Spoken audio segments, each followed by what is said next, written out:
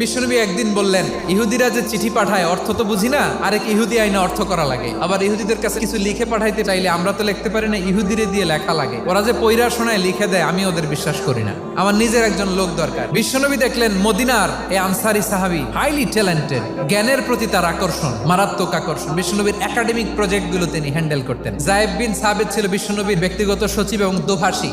ইহুদিরা কিছু লিখে দিলে এটার অর্থ বিশ্বনবীরে বুঝায় দিতেন। আবার ইহুদিদের কাছে কিছু লিখতে হলে তিনি লিখে দিতেন। বিশ্বনবী এই যায়েদ বিন সাবিতকে চুজ করলেন ল্যাঙ্গুয়েজের জন্য। উনি বললেন, যায়েদ, তোমার সফট স্কিলকে ডেভেলপ করতে হবে, তুমি হিব্রু ল্যাঙ্গুয়েজ শিখে ফেলো। যায়েদ বিন সাবিত বলল, বিশ্বনবীর মোটিভেশন আর ইন্সপিরেশন পেয়ে আমি 15 দিনে ইহুদিদের এই হিব্রু ল্যাঙ্গুয়েজ শিখে ফেললাম। এরপরে ইহুদিরা চিঠি লিখে পাঠালে আর কোনো ইহুদি ডাকা লাগতো না, আমি নবীর এটার অর্থ করে বুঝায় দিতাম। আবার ইহুদিদের কাছে চিঠি লেখা লাগলে আমি যায়েদ বিন সাবিত চিঠি লিখে দিতাম। বিশ্বনবী তাকে দায়িত্ব দিলেন, কোরআন যা নাজিল হয় তুমি লিখো, কাতিবুল ওয়াহি বানায় দিলেন। সুবহানাল্লাহ।